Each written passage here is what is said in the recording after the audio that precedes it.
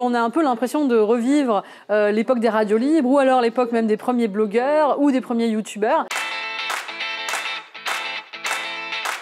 Aujourd'hui, à l'école W, on accueille Karine Fillot qui dirige Tac Tac Tac et qui a monté avec l'école W un programme de formation au podcast. Karine Fillot a été lauréate de la première édition du prix Next Journalism, monté par le CFJ en partenariat avec Harvard.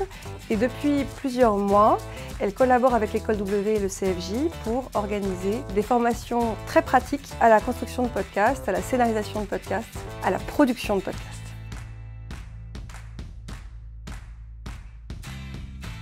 Avec le Sprint Podcast, on a essayé de faire une formule accélérée en reprenant les 5 basiques de la radio. Donc ça va être de l'écriture, spécifiquement pour l'audio, sous une forme qui est le billet d'humeur, parce qu'on amène également la part d'incarnation personnelle qui est importante quand on porte son propre projet en tant que podcasteur.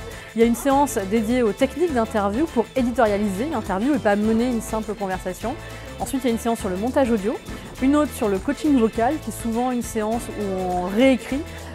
Et ça va être l'occasion de trouver le bon ton, le bon rythme, de trouver sa voix quelque part.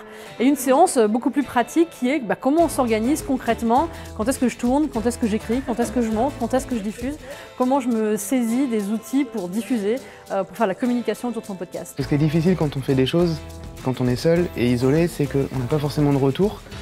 Et là, je sens que ça peut être un bon incubateur pour pouvoir aller plus vite, être aidé, avoir des retours, avancer et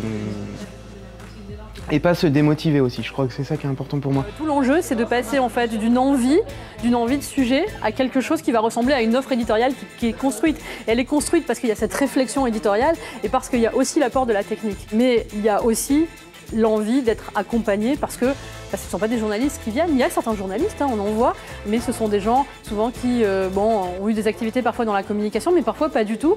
Et donc du coup, c'est un peu le panel global entre éditorialiser, faire et diffuser.